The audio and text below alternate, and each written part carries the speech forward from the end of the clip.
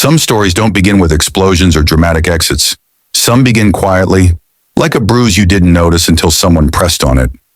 Mine started on a winter evening, in a house filled with lights, noise, and that kind of laughter that comes from people who think they know you better than you know yourself.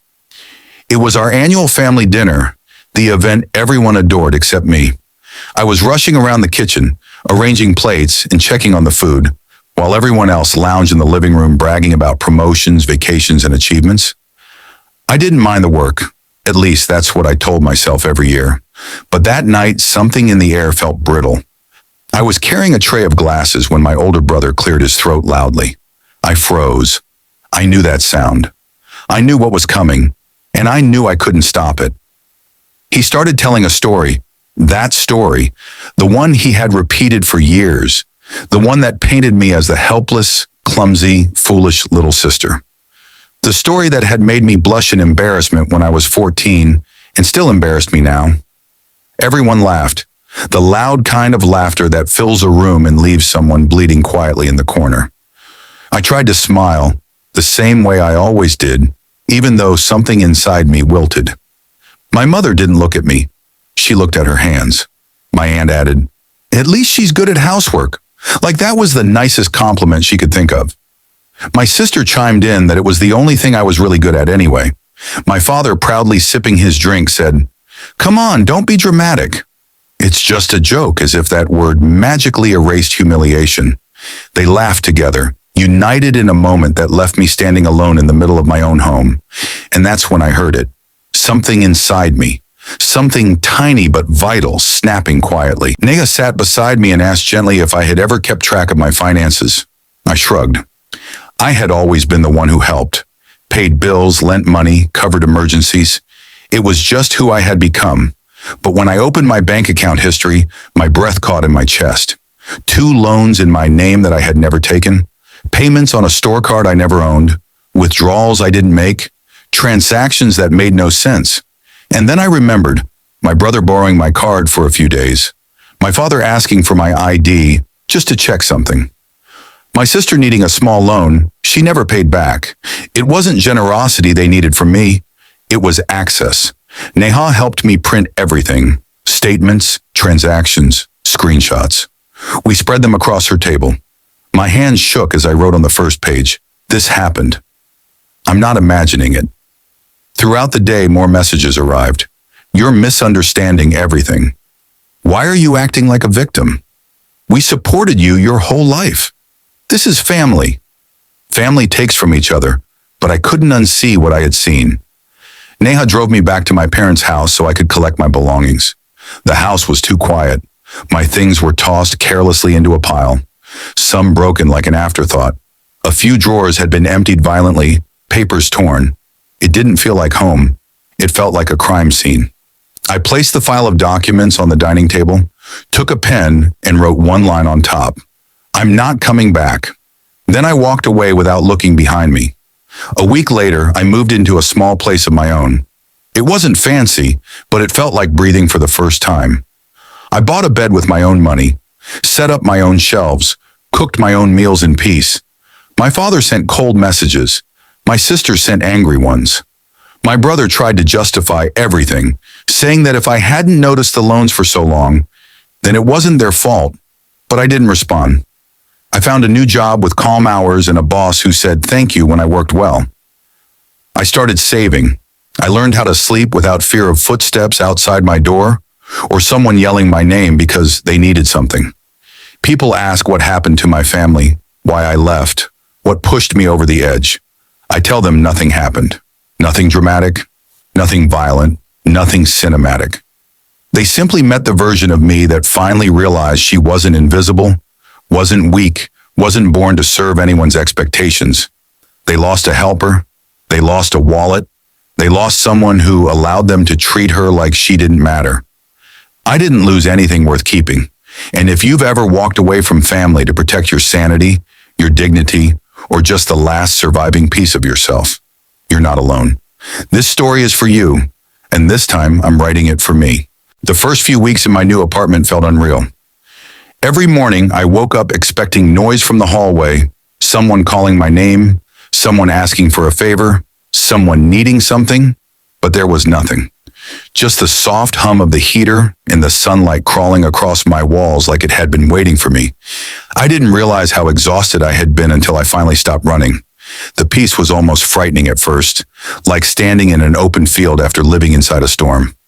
I kept waiting for the thunder to come back, but it didn't. The silence stayed. And slowly I let myself believe that I deserved it. Work became a kind of refuge. I arrived early, left on time, and for the first time in my life, my efforts didn't disappear into a void. People noticed when I did well. My supervisor complimented my organization. A coworker invited me for coffee. I wasn't anyone's servant or scapegoat or backup plan. I was just me, and that was enough. But the past has a way of slithering back. It began with a message from an unknown number. Your mother isn't doing well. She misses you. I stared at it for a long time. The number wasn't saved, but I knew who it was. My father. He never asked directly. He always used someone else's pain to pull me back. I put the phone down. 2 days later, my sister emailed me. Not texted, emailed, as if formality would soften her intentions. She wrote that Dad was under a lot of pressure, that people in the family were asking questions, that I was making everyone uncomfortable. She ended with, I don't know why you're still angry. We're family. No one will ever care about you like we do. I laughed when I read that. Not a happy laugh. A laugh that sounded like a wound finally scabbing over. Because they were right about one thing. No one would care about me the way they did. Thank God. I didn't respond. A week passed. Then another. One night, as I was making dinner, something simple, pasta and vegetables, my doorbell rang. My stomach tightened instantly. I froze, spatula in hand. For some reason, I couldn't breathe. The bell rang again. I crept to the peephole with the kind of dread you only feel when history comes knocking. It wasn't who I feared. It was Jason, my cousin, the only one who ever treated me like a human being at family events. The only one who once whispered, you don't deserve the way they talk to you, when he thought no one was listening. I opened the door halfway. He didn't step inside. He kept his hands in his pockets, shoulders tight. I won't stay, he said quietly, but you need to know something. A chill ran down my spine. What happened? He hesitated, looking at the ground like he was choosing his words carefully. Your dad. People are finding out about the stuff he did. The loans. The accounts. Someone at his job saw the statements. My throat tightened. How? Jason shrugged. Rumors spread, and he's not handling it well. I didn't say anything. I didn't know what to say.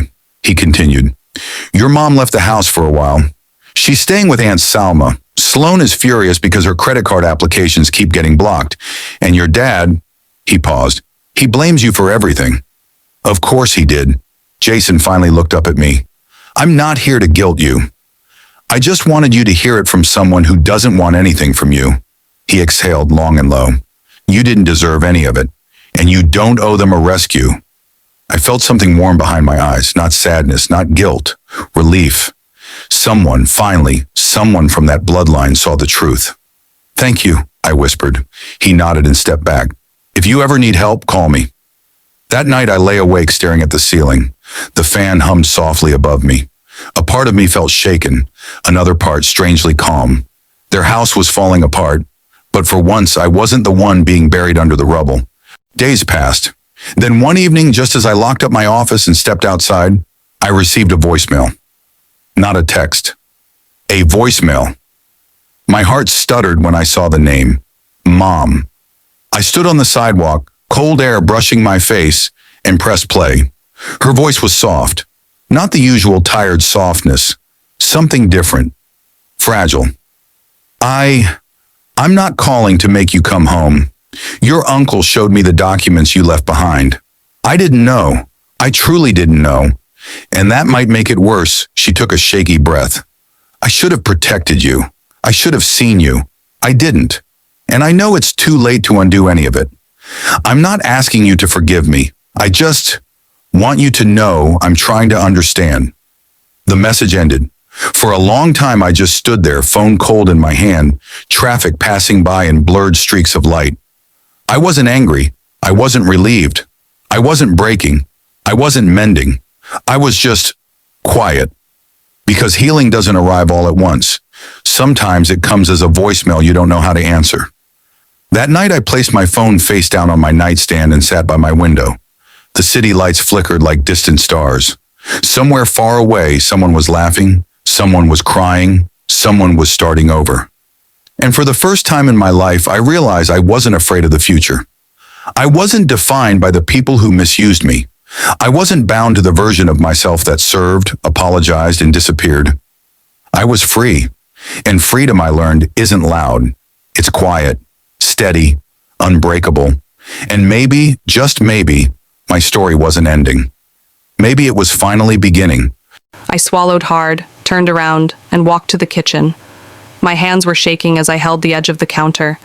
The room felt small, too warm, too loud. When I finally stepped out, nobody noticed. Or maybe they noticed and didn't care. I picked up my coat, my bag, and walked out the front door. No yelling behind me, no footsteps chasing me. Just the cold air hitting my face like the truth. I ended up at my friend Neha's apartment. She opened the door with sleepy eyes but didn't ask a single question. She just handed me a blanket and let me sit in silence. For the first time in years, silence felt safe. My phone buzzed nonstop. Messages from home filled the screen, short, cold sentences that pretended to care but demanded compliance. Not a single apology, not a single, "Are you okay?" Just orders, irritation, annoyance. I turned the phone over and let it buzz until it died. At 3 in the morning, Neha handed me a cup of hot tea. When I held it, my hands trembled. Nobody had made anything for me in a long time. I took one sip and broke. I cried in a way I didn't even know I could cry anymore. Quiet, shaking, collapsing tears. Years of holding it together finally slipping out. The next morning, the messages were harsher. "Stop overreacting. Come home. Grow up. We didn't do anything wrong." It amazed me how people could hurt you and then blame you for bleeding. The first few weeks in my new apartment felt unreal. Every morning, I woke up expecting noise from the hallway, someone calling my name, someone asking for a favor, someone needing something, but there was nothing. Just the soft hum of the heater and the sunlight crawling across my walls like it had been waiting for me. I didn't realize how exhausted I had been until I finally stopped running. The peace was almost frightening at first, like standing in an open field after living inside a storm. I kept waiting for the thunder to come back, but it didn't. The silence stayed. And slowly I let myself believe that I deserved it. Work became a kind of refuge. I arrived early, left on time, and for the first time in my life, my efforts didn't disappear into a void. People noticed when I did well. My supervisor complimented my organization. A coworker invited me for coffee. I wasn't anyone's servant or scapegoat or backup plan. I was just me, and that was enough. But the past has a way of slithering back. It began with a message from an unknown number. "Your mother isn't doing well. She misses you." I stared at it for a long time. The number wasn't saved, but I knew who it was. My father.